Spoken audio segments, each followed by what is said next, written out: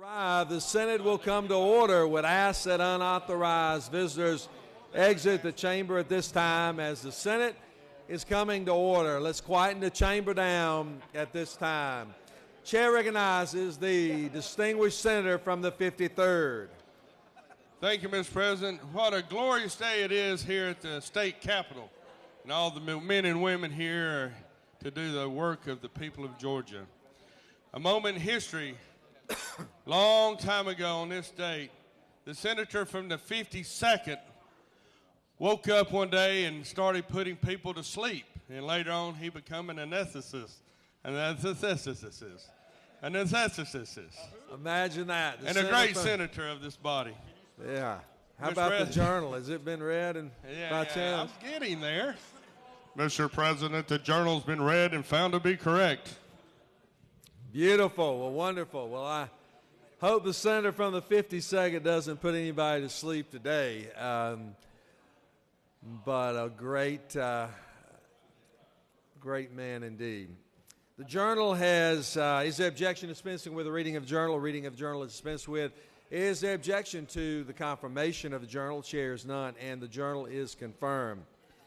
All senators having bills and resolutions introduced, please bring them to the Secretary's desk at this time.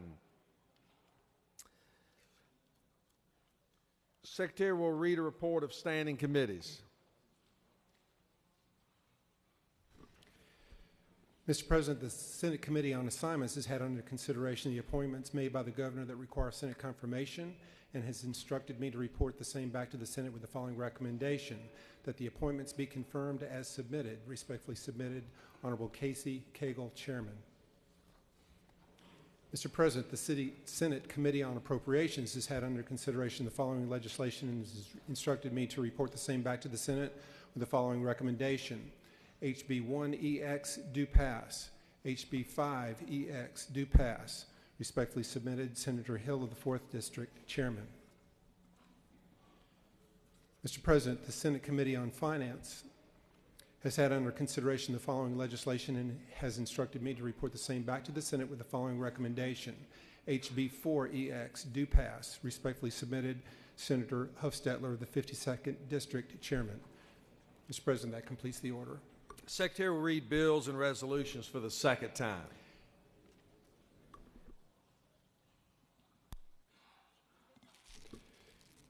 HB 1EX by Representative Ralston of the 7th, Supplemental Appropriations, State Fiscal Year, July 1, 2018 to June 30, 2019. HB 4EX by Representative Rhodes of the 120th and others, Income Tax Credit for certain taxpayers based on certain expenses incurred during Hurricane Michael.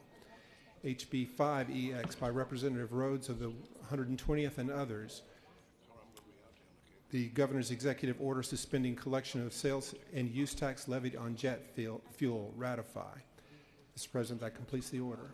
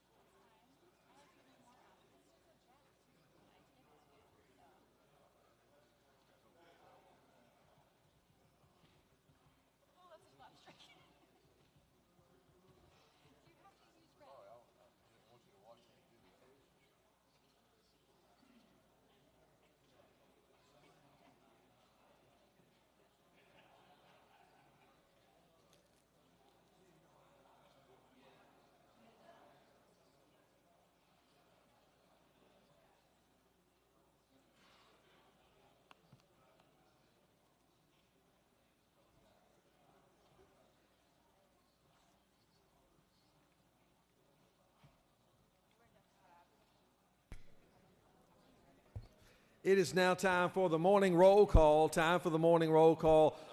Are there any motions to excuse? The chair will now recognize the Dean of the Senate, the senator from the 15th. Thank you, Mr. President. I ask unanimous consent to excuse the senator from the 6th and the 39th. Or no, not the 6th. It'd be the 5th and the 39th. 5th, I beg your pardon, 5th, yes. The senator from the 6th is sitting at her desk looking lovely today, and I don't think there's any reason to excuse her. Not today.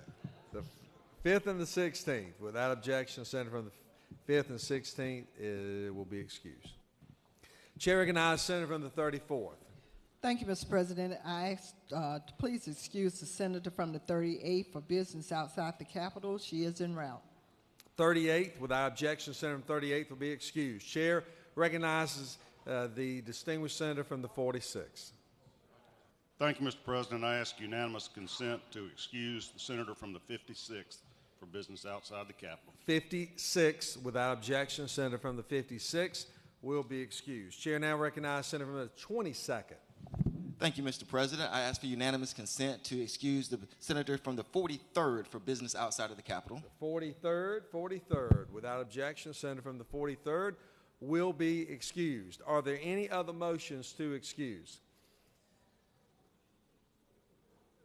Senators, please signify your presence by voting the yea switch. The secretary will unlock the machine.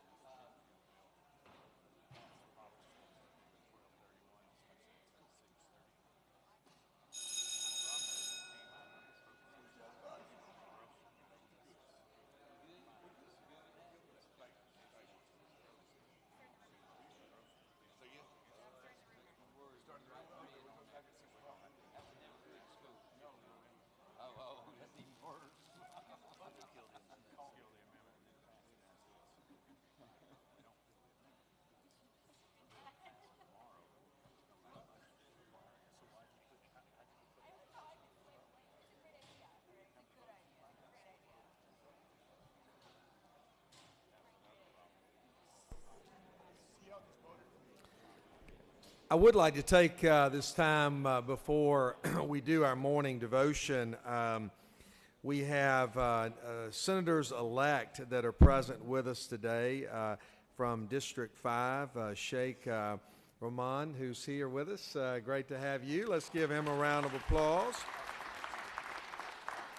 Also, Senator-elect from the District 48, Zara Krenshak is with us as well. Glad to have you. Welcome. And also the senator from the 29th, Randy Roberts, who's here with us as well. He's been joining us this week, and really great to have these senator-elects present with us in this special session as well. It is now time for our morning devotion. I would ask that all senators please take your seats and cease all audible conversation at this time as we are preparing the chamber for the morning devotion. It is now my distinct honor to call upon the distinguished minority leader, the senator from the 41st, to lead us in our pledge and also introduce our special chaplain of the day. Senator? We would, the U.S. flag. I pledge allegiance to the flag of the United States of America and to the republic for which it stands, one nation, under God, indivisible, with liberty and justice for all. Georgia flag. I pledge allegiance to the Georgia flag and to the principles for which it stands, wisdom, justice, and moderation. Thank you. Mr. President, members of the Senate, it's always an honor to introduce this next Reverend Minister to come to us to give messages and to fill our day with the bright hope of tomorrow. Reverend Ken Samuels has been here several times before. He is an outstanding community leader in my county, DeKalb County, and in fact, in this whole metro area and state. He has a great church, Victory, is it For the World? For the World. Victory for the World Church on Harrison Road in Stone Mountain, Georgia. And if you're ever in the neighborhood, you need to come by because he delivers a message that brings all of us up and enriches our lives. You know, he has a rich background. He went to Wesleyan College in Connecticut, got a history degree, and I see that richness of history in his sermons that helps fulfill the message that enlightens people. He went on to Emory, got a theology degree, and was ordained at 23, and he has just lived his life dedicated to our community. He served on numerous boards in numerous ways and received too many awards to even go into. He was president of the DeKalb County NAACP, I think, which was an outstanding honor, with the DeKalb NAACP being so vibrant. His leadership there helped many people as well. So without further ado, I would like to introduce to you our Reverend for the day, Reverend Kenneth Samuel. Thank you. Good morning to Mr. Speaker, to all of the senators who make up this legislative body, to my Senator Steve Henson. It is an honor to be with you on today. In the 18th chapter of Matthew's Gospel, the disciples of Jesus are concerned about their own self-aggrandizement. They're concerned about their own seats of power and prominence in the kingdom of God. In response to these concerns, Jesus makes this statement: if a shepherd has 100 sheep and one of them has gone astray, does he not leave 99 on the mountains and go in search of the one that went astray? So it is not the will of our Father in heaven that one of these little ones should be lost.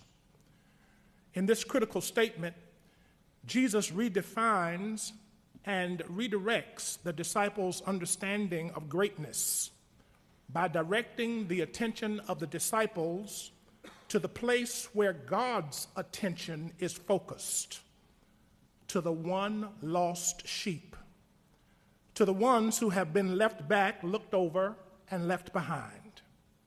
A shepherd who leaves 99 sheep and goes to rescue one lost sheep is antithetical to the power and business models of our day. Any business owner would be completely satisfied with managing and serving 99% of the market. In academic circles, scoring 99 on a test is pretty good. In most classrooms, that would earn a person a gold star. Even when you go to a restaurant, if you look at the rating of the restaurant, if you see 99% on the wall, you feel pretty good about eating at that restaurant. You just hope that the 1% doesn't show up in your soup or salad. But according to Jesus, 99%, even 99.5% is not good enough. 99 is good, but 99 is incomplete. And what God requires is our complete dedication to love, to compassion, and to human service.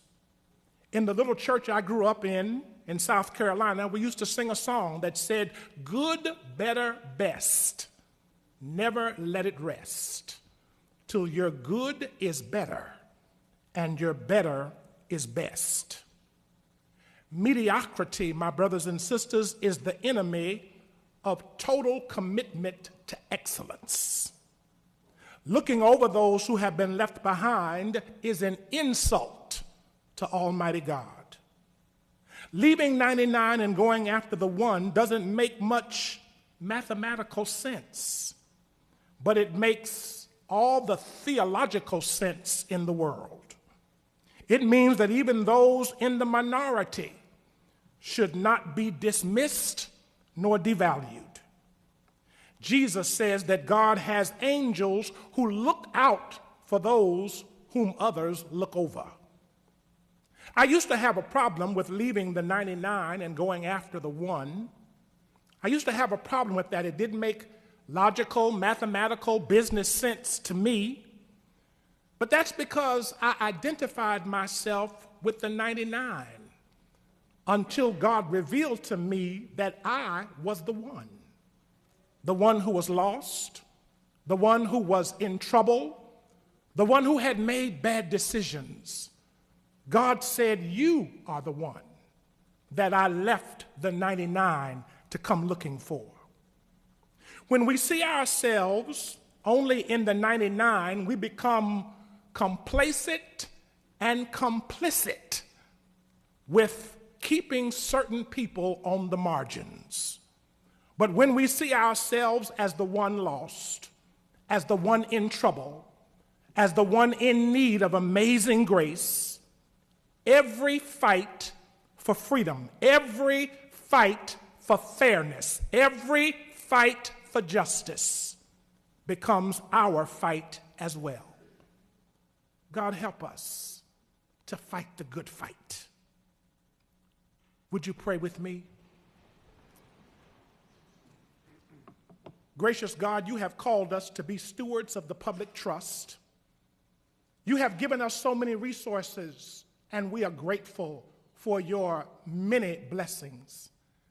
But God, help us to realize that even as we enjoy our privileges and as we enjoy our opportunities that you have afforded, that there are yet those represented by the lost sheep in trouble, disenfranchised, confused, living in darkness. God, help us to be expressions of your care and your concern. And help us to do everything within our power to focus our attention and our efforts where heaven's attentions and efforts are focused, on the one lost sheep. Thank you for rescuing that one sheep, because when you rescued the one sheep, you rescued us. It's in the name of the Good Shepherd, Jesus the Christ, that we pray. Amen.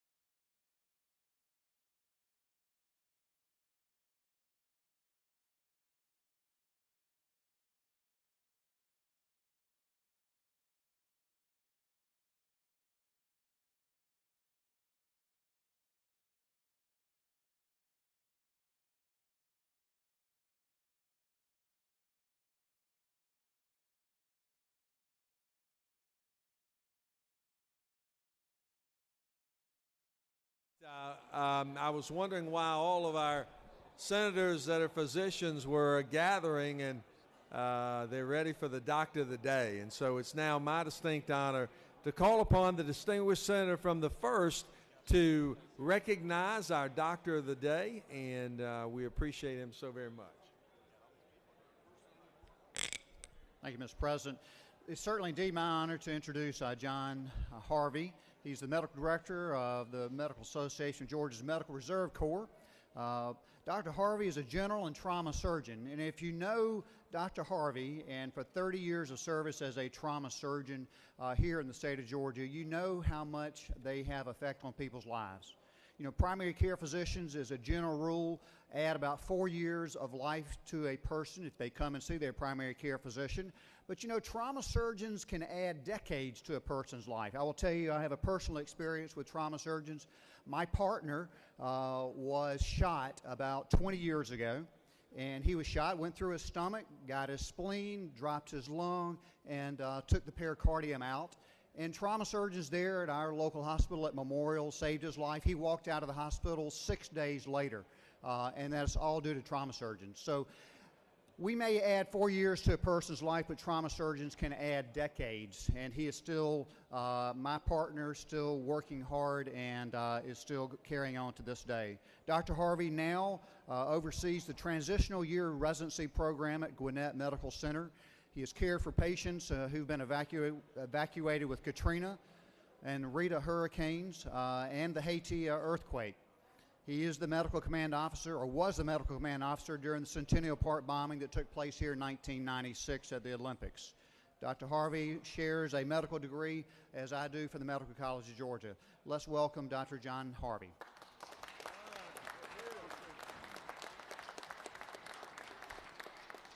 Thank you. It's certainly an honor to be here today.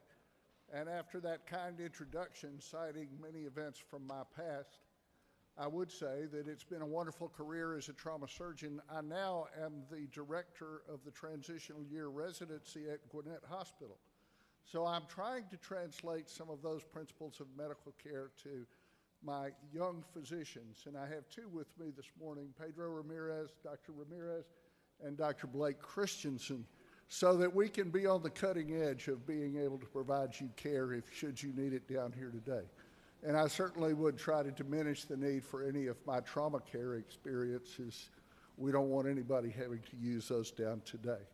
But it's an honor to be here, and I know that you're here on a special mission, and that is because of the hurricane that we had come through southwest Georgia.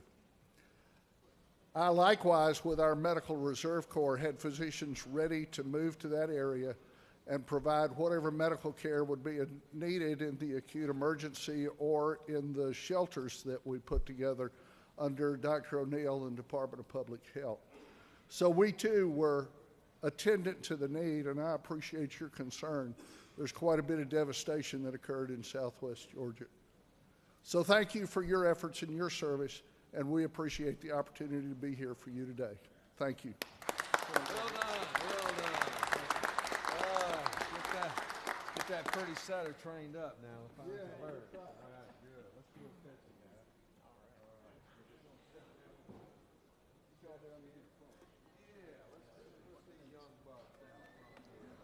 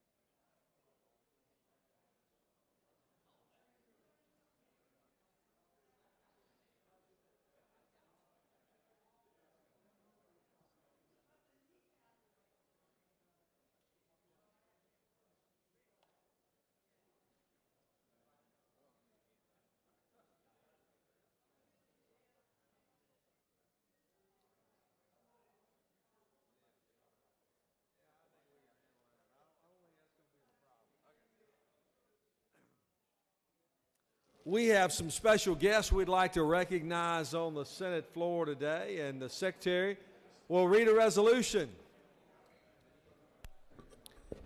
Senate Resolution 10EX by Senators Thompson of the 14th, Huffsteller of the 52nd, McCune of the 29th, Schaefer of the 48th, and Stone of the 23rd. A resolution recognizing and commending Carl Lewis Tidwell on his outstanding public service and for other purposes.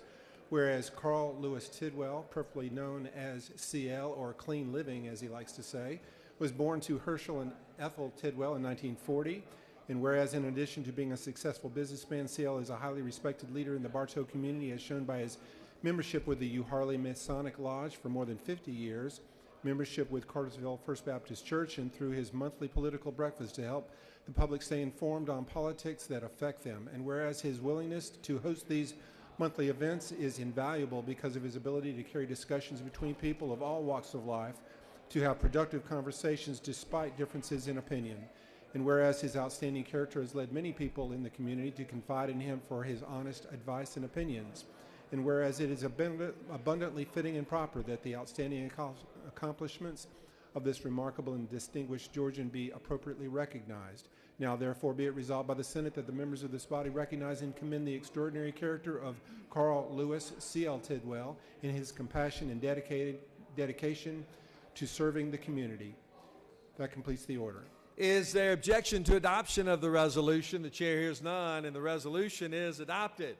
It is a great, great honor to have a dear personal friend of mine and an individual who has meant so much for all of Northwest Georgia. C.L. Tidwell is an individual who hosts a great breakfast and continues to keep the community not only abreast, but a wonderful friendship and an environment where individuals can come and enjoy themselves. And I've had the great privilege over 12 years to be there on numerous occasions. A wonderful man that gives back to the community, and we are honored and blessed to have him present with us today and to speak to the resolution and recognize our very, very special guest today. It is now my honor to call upon the distinguished senator from the 14th.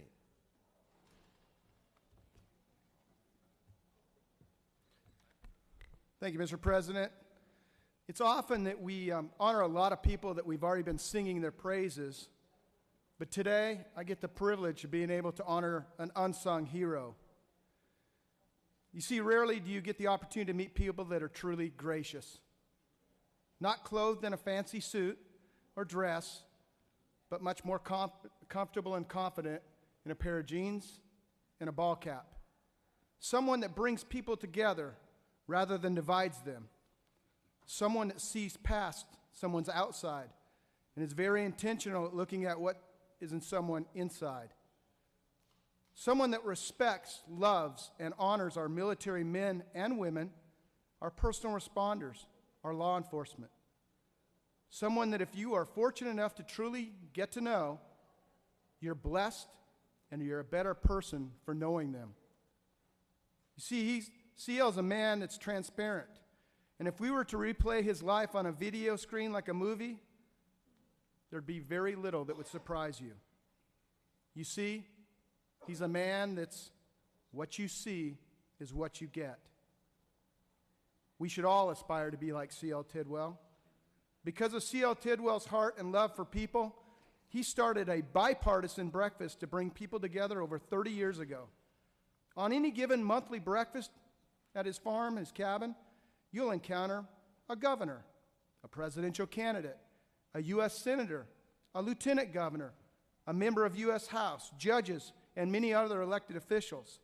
But what is unique is that the focus of the breakfast is not on a famous person attending. It's about bringing the community together. You could say CL is the epitome of a very successful community organizer. See, storms, hurricanes, fires, even elections tend to put fences up. Men and women, like C.L. Tidwell, tears fences down. CL, it is an honor to have you and your family here today. Standing beside you is not only your family, but other people in the community that have been able to spend time and see you and see your actions when no one else has been able to see it. On the stage, I have our commissioner. I have our Bishop of Bartow County, David Franklin. I have our tax commissioner. I have a judge, Mitch Scoggins, and many others. And it's important that as we get to the opportunity to be able to recognize people that are at work in our communities, to be able to do things like we're doing here today. CL, I'm going to have you come up, but one of the things that I want to read real quick is a proclamation from Governor Deal. Whereas Mr. Carl Lewis is a proud Georgian citizen who has established himself as a leader within Bartow County community. Mr. Tidwell was born in 1940 to Herschel and Ethel Tidwell, who instilled within him a love of farming and a strong work ethic. Mr. Tidwell and his late wife, Doris, founded Tidwell Plumbing and Bartow Precast. And whereas for more than 30 years, Mr. Tidwell has hosted the men's breakfast, should be, there's women there as well, providing a casual and friendly environment for in-depth political discussions on both sides. The event has been attended by local and statewide elected officials, including presidents of the United States, the governor of Georgia, and the U.S. Senate. Mr. Tidwell has been active with U Harley Masonic Lodge for more than 50 years and a devoted member of Cartersville First Baptist. Throughout his life, he's faithfully cared and supported for his family, including his 2 children and 3 grandchildren. Whereas through his kindness and generosity of spirit, Mr. Tidwell has inspired those fortunate enough to know him. He continues to share his words of wisdom with family and friends and serves as a mentor to countless others in need of guidance. Whereas through his efforts and contributions to his local community, Mr. Tidwell has earned the respect and admiration of his family, friends, fellow citizens, and anyone pleasured to know him. Signed, Governor Nathan Deal. I'm a country boy, raised in the country, still live in the country. Raised very hard, and I was 12-year-old before we ever got electricity. Daddy went to town one Saturday and came back with a radio, said we can listen to the Grand Ole Opry on Saturday night. We was thrilled to death. Well, Saturday night comes and we all gather around. He said, there can't but 2 of you listened at it one time and it run the battery down. Oh, and that's a little bit of a joke, but there's a lot of truth in it. Next thing is, you know, I look around here and I see some people kind of like me aging a little bit. Makes me think the time this old man and woman woke up one morning. She looked over at him and said, I'm dead. He said, you're not dead. She said, I gotta be. I ain't aching and hurting nowhere. So that's the way you tell when you wake up you ain't hurting, you're still alive. But this is quite an honor, and I really appreciate it. I appreciate the gentleman that I've known a long time coming down here and visiting with all of us. And I think Mr. Thompson, I might have lost his name. Bruce, I'm sorry. But anyway, this is really an honor. It really makes me feel good, and I want to thank all of y'all. And any time you can come to Bartow County and have breakfast with us, we'd be glad to have you. Well said. Well said. Good job. Good job. That's great. We're going to go down here and have a picture on the steps. So y'all come on right down here. Commemorate this.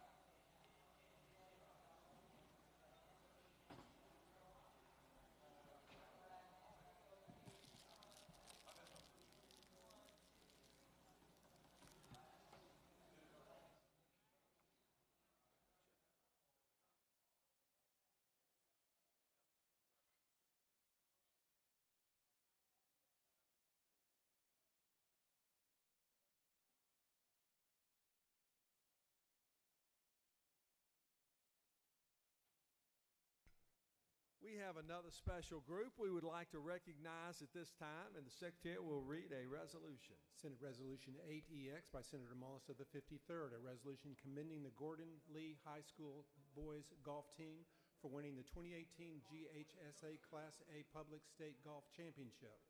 Whereas the Gordon Lee High School boys golf team has established and maintained a proud tradition of excellence with equal emphasis on character and academics.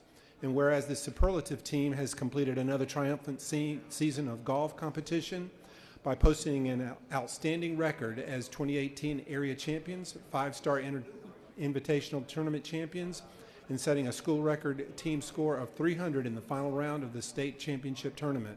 And whereas excellent play, superior dedication, and extraordinary resilience make this team a spectacular one to observe throughout the season, in a fitting finale to its remarkable 2018 campaign, the team captured the state golf championship after also finishing as state champions in 2017. And whereas this all-star team included Tucker Wyndham, Gary Weldon, Jacob Carlock, Christian Boyd, Cole Walker, Gunnar Williams, and Greg Mullis. Now therefore be it resolved by the Senate that the members of this body commend the Gordon Lee High School boys golf team for winning the 2018 GHSA Class A Public State Golf Championship and extend their most sincere best wishes for continued success. Mr. President, that completes the order. Gordon Lee High School golf team, double A went, single A? It was more impressive when I said double A. Don't let the truth get in the way of a good story, Senator. But we are very, very honored to have these great gentlemen that are going on to compete even at the collegiate level, and something that they will enjoy for the rest of their life. And we are very, very honored to have them present with us today. Is there objection to adoption of the resolution? Chairs none. The resolution is adopted. To speak to the resolution, it's now my honor to recognize a very proud father, the senator from the 53rd. Thank you, Mr. President. It is a great day when you can bring your alma mater back to this beautiful state capitol and recognize them. Gordon Lee High School single A golf team is state champs for 2 years in a row. This year happens to have my son, good-looking young man who got his looks from me, of course, and we're glad that they're all back. But they are led by Coach Wyndham, who is an outstanding golfer, and his son's part of the golf team as well, and he does a phenomenal job. Coach, would you say a few words? Thank you, Senator Mullis. Thank you, Senate, for honoring us today, for having us as your guest. I will mention that I'm not quite the good golfer. I'm better known as the bus driver. So, but we do have an outstanding. And thank you. I got in the way of that, telling that lie. I didn't. So I will say I'm very pleased with what our golf team has done. They've been on a great run the last couple of years. As was mentioned, we're back-to-back state champions, but I think there's a little more to the story. One thing that they've done the last 2 years, which I think really speaks volumes to the types of young men they are, is in the final round, the state championship round, in each of the last 2 years, they have broken the school record for team scores in successive years.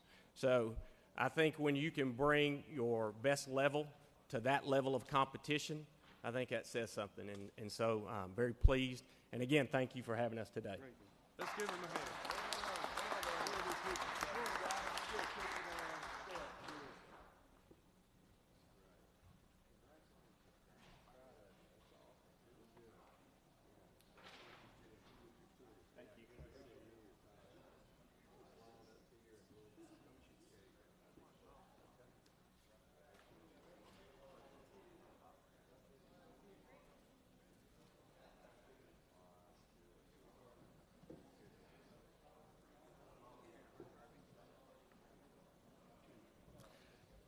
Secretary will read a resolution.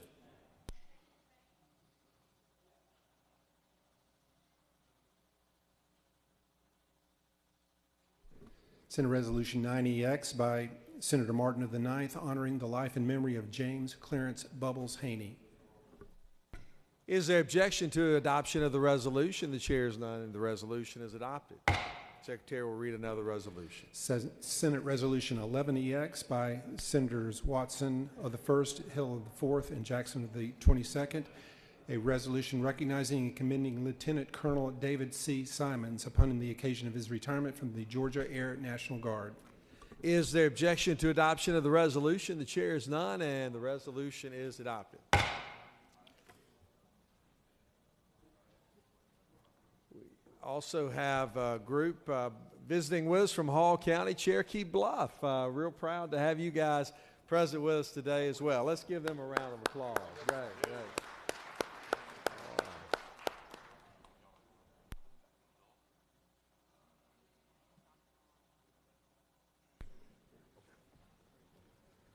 Mr. President, thank you very much. It's a great pleasure to bring these young people and their teacher, Jeremy Purdy, down this morning. They're studying political science at Cherokee Bluffs High School, and these young people had a chance to go back to another high school that a lot of their friends went to, but they chose to stay at their home high school, and I really have a great respect for their commitment to their community, and I know they're going to make great contributions to their community going forward. If y'all give them a warm Senate welcome, I'd be very appreciative.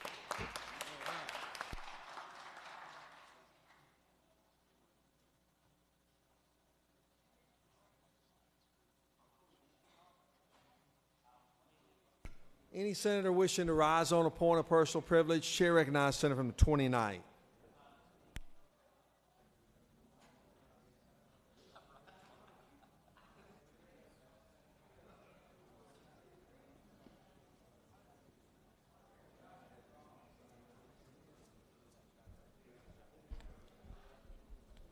Thank you, Mr. President. You know, we have now entered, I believe today is the 10th day since we had the general election here in Georgia. And all 159 counties around our state have certified their results. And after that arduous process, after several lawsuits being filed, the winner is still the winner from Tuesday, Election Day. It is time at this point for this process to come to a close. I think I'm probably the only person in this chamber who's actually filed an election contest. That's where you allege not that votes are still yet to be counted, but that there was some illegality about the way the election was conducted. Now, I spent a year traveling around this state seeking the office of Secretary of State. I had the opportunity to visit with many of our election superintendents who are not partisan and many of our boards of elections who are not partisan. There are hundreds of folks who, on a volunteer basis, serve in their communities to make sure that elections are conducted properly. This year was no exception. There are thousands of people that spend Election Day and early voting working in precincts and early voting locations to make sure that every vote is properly cast and counted. What happened this year was no different than any other election in Georgia. So the truth of the matter is that it's time to bring this to a close. To attack the legitimacy of our electoral process is to attack the foundation of self-government itself. We all expect you fight hard, you work hard, and then you accept the result of an election. I was involved in an election this summer, and the margin of that election, a statewide election, was 10 times smaller than the margin in this race. There was no demand for a recount. There were no lawsuits filed. Nobody was questioning the electoral process. You know, you take your lump and you move on down the road. And that's what needs to happen here. And Mr. President, if I could make one more observation. Equally dangerous is the suggestion that we are living in a time of pervasive racism on the part of people that serve in government. We're not living in the 1950s or the 1960s. We're living in 2018. And the people who conduct our elections, when I was in Muskogee County watching our Board of Elections meet, a board composed of 3 black women, 1 white woman, and 1 white man, race did not matter in that room. They just wanted to make sure they got the result right. And we have to stop living in a culture of permanent grievance, of eternal grievance. It is going to destroy our country. It's going to destroy our state. We have got to come together and accept we disagree. We have disagreements in this chamber all the time. But you disagree, you have a vote, and then you accept the result and you move on. Thank you, Mr. President.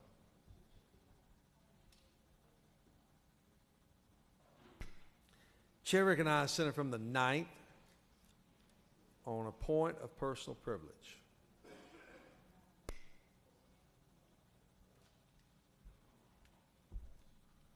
Thank you, Mr. President. Good morning, colleagues. I rise this morning to bring the Senate's attention to the festival of Diwali. Diwali is the largest and most celebrated Hindu festival. This festival is currently being celebrated by millions of Hindus, Buddhists, Jains, and Sikhs all over our country, all over our world, and all around our state. Diwali symbolizes the victory of good over evil and light over darkness. It is also a time to be grateful for the things we have. In this time of reflection, I can't help but be humbled knowing that I have an amazing family and countless friends of various backgrounds that enhance my life every day. And I'm particularly grateful to represent such a diverse district that includes many families that worship at the largest Hindu mandir in North America.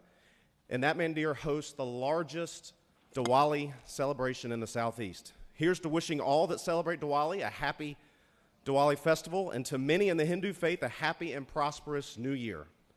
Thank you for enriching the fabric of our great state with your presence, culture, and traditions, your business, employment, and love. In this season, know that I'm proud to represent you as your state senator. Thank you, Mr. President. I yield the well. Chair recognizes Senator from the 36th on a point of personal privilege.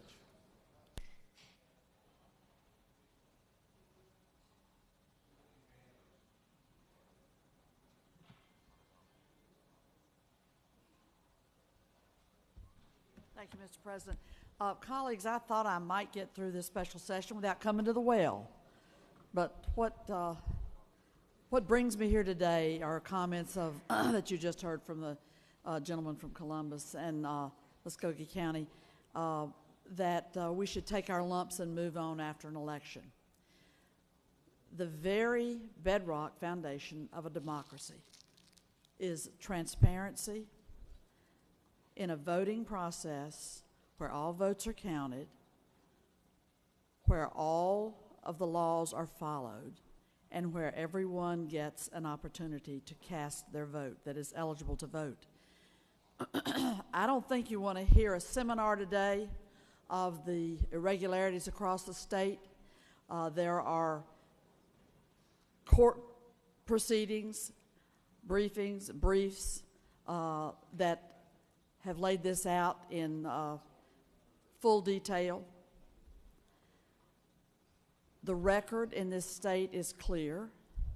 All of the prominent media outlets in the country, print and television and radio, have pointed to the fact that we had a person running for office who was also overseeing the very election in which he was holding a position on the ballot to be elected governor. That in and of itself is alarming and concerning, and was found to be so by opinions across the country. Now, to sit back and see after this statewide voter protection operation that was fielded in order to help ensure that people had the access to the ballot and the right to vote, and that the process was conducted legally and in a manner which did not create barriers. You don't turn away from those findings, turn a blind eye and walk away and not bring those forward.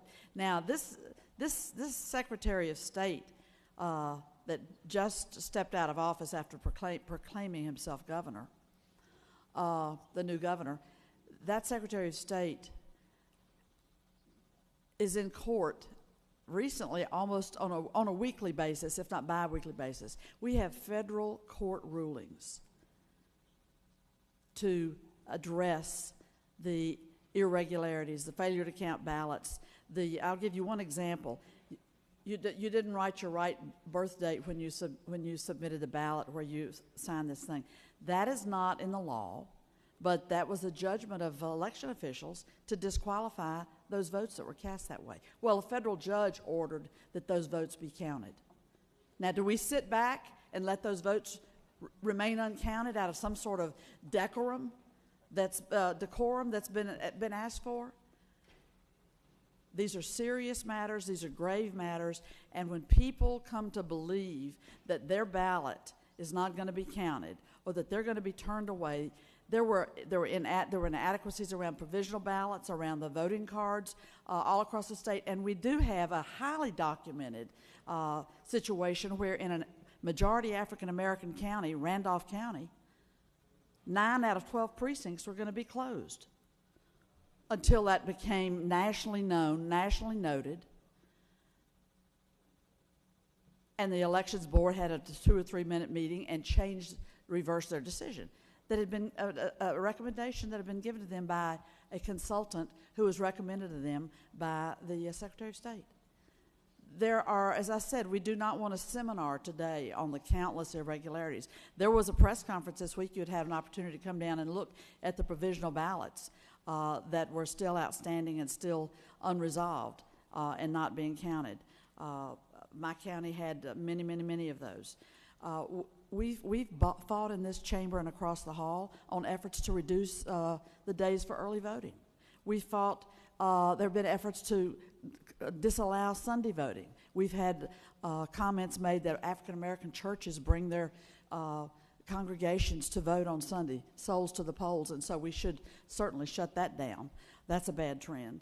And people are on record of having said that. So we've fought back efforts over and over to reduce that have been attempts to reduce people's access to the ballot.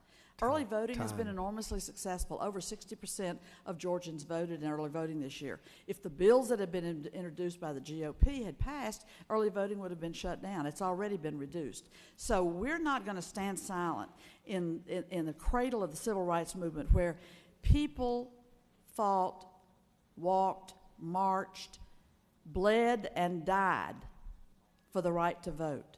In my home state of Virginia, where I was raised, by a daddy from Mitchell County, people were beat down in Danville for trying to vote. So we have a history. We need to honor that history, and we need to ensure that the votes are counted. And I cannot remain silent when a finger is pointed at us, accusing candidates of insisting on an accurate vote count in this election. Thank you very much, and apologize for going over, Mr. President. Appreciate your attention. Thank you. Chair recognizes Senator from the 35th on a point of personal privilege.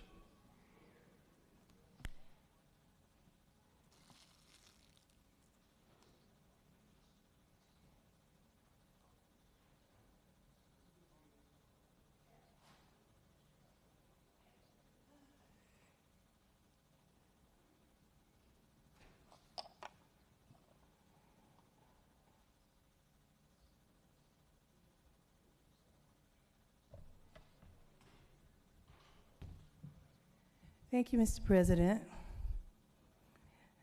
Colleagues,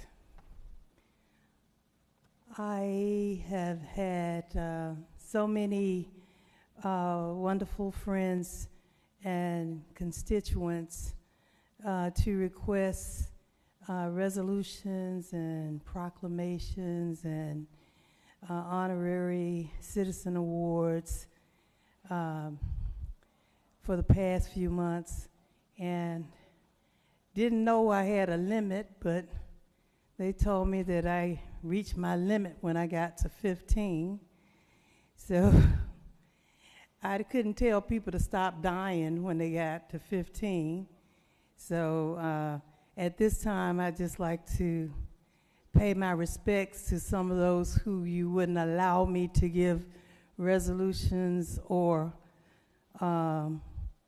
outstanding citizen awards posthumously to, because you gave me a limit for the many people who I wanted to give respect and honor to. And I would like to start with Judge Willie L. Lovett Jr., who passed away. And Judge Lovett was born in 1963 in Savannah, Georgia, and graduated as valedictorian at Alfred Beach High School. And he had these great accomplishments. He graduated from Emory Law School at the top of his class. He served us well in many courts, and he was a great judge, and he died, and he passed away.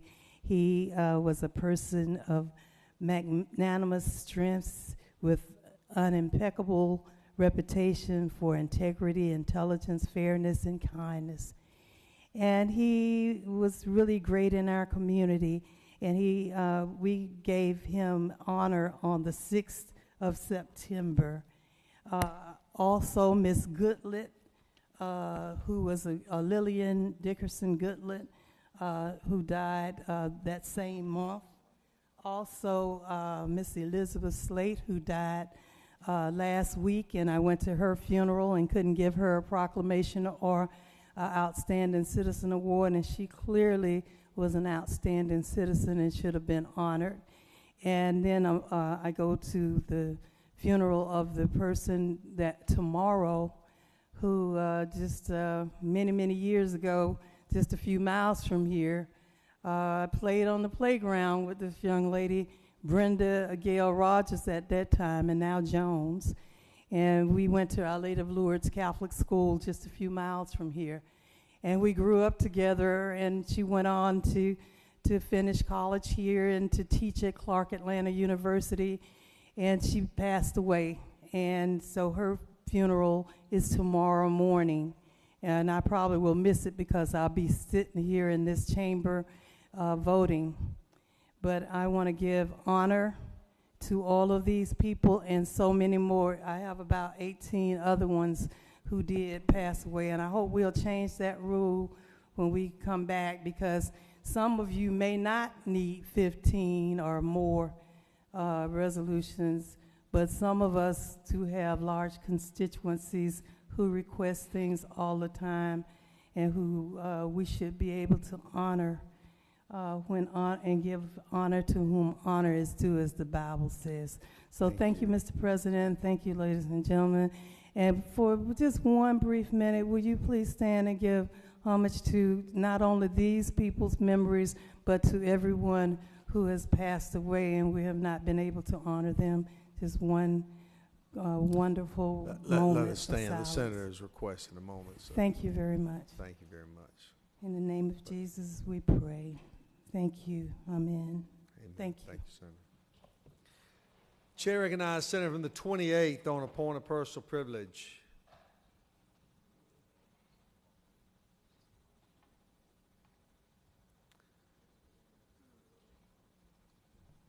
Thank you, Mr. President. I'll be brief.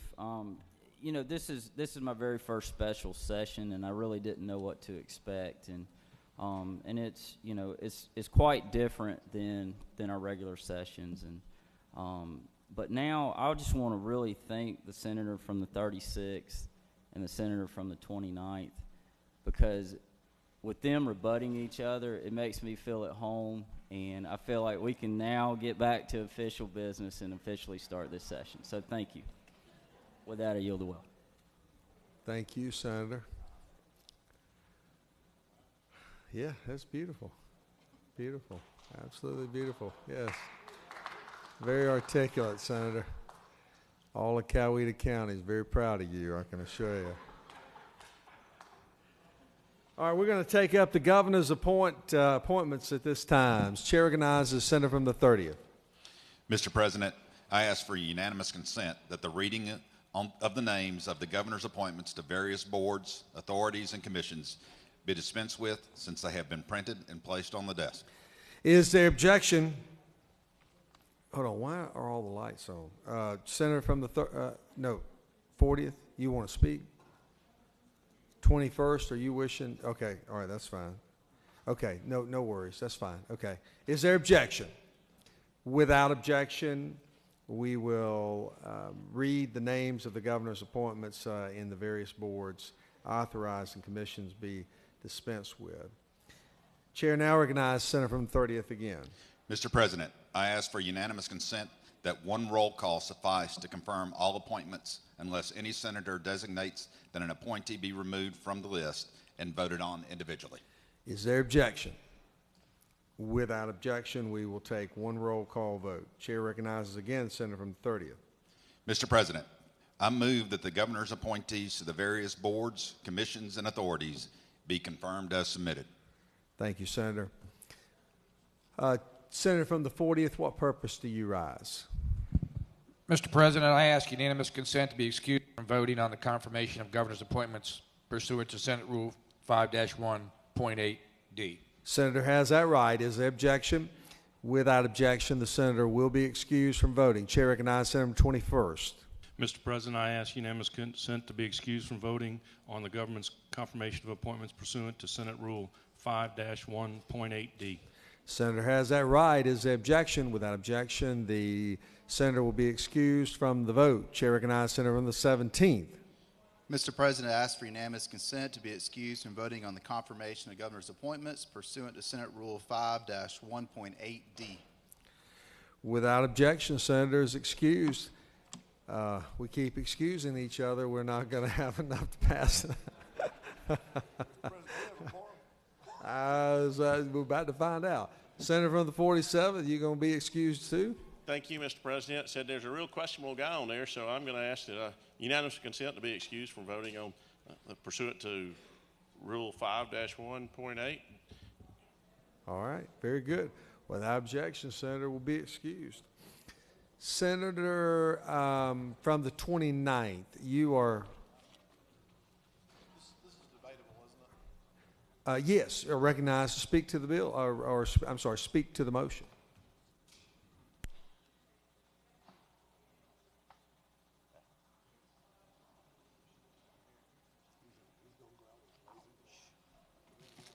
I'll be very brief, Mr. President. I just wanted to put this on the record. I have had a long-standing practice of voting no on the appointments as a group. I didn't want to object because I don't want to slow down our business. It is my intention to vote no. The last time I did this, I just quietly voted no from my seat, and then everyone in my district who received a no vote got a letter from the governor's office informing them of my no vote. So I just wanted to make sure that there was a record of why I'm voting no, and that's all I have to say. Thank you, Mr. President. I'll yield the will. Thank you, Senator.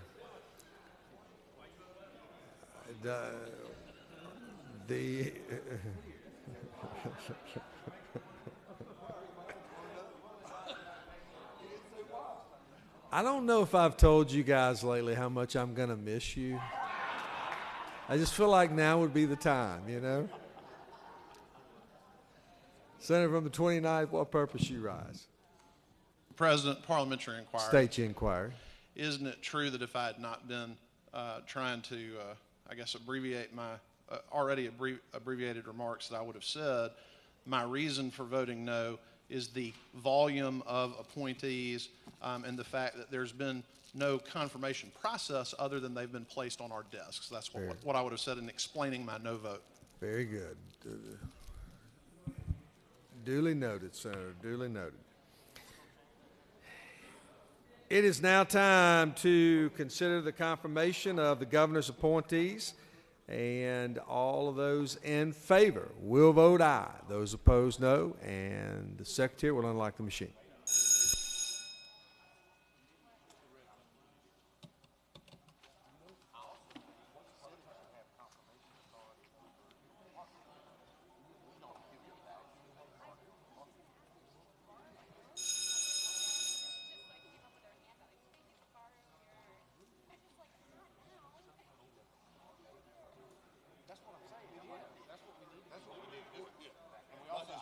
Also have a confirmation about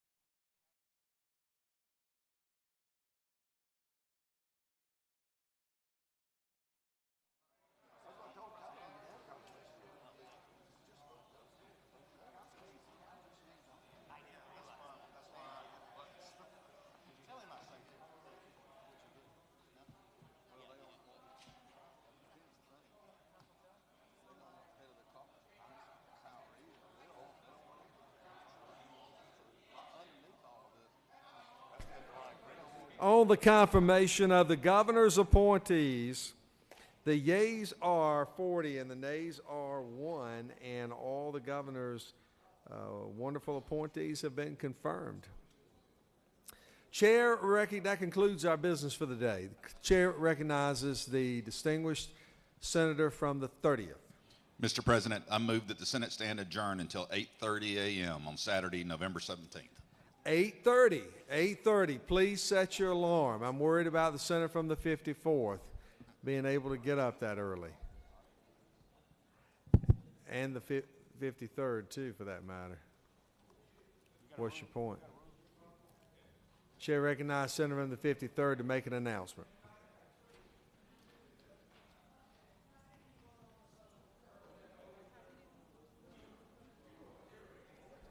Thank you, Mr. President. Just wanted to remind everybody we have a Rules Committee meeting upon adjournment of this great body.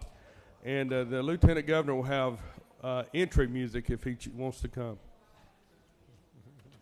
I think I'll pass on that, Senator. Are there any announcements? That was the announcement. Rules Committee. Don't forget. The distinguished majority leader has moved that the Senate stand adjourned till 8:30 a.m. Saturday, November the 17th. All of those in favor will say aye. All those opposed, no. I may have to ask James Salzer to interpret whether the ayes clearly have it, but I'm not going to take his opinion. The ayes clearly have it. We stand adjourned.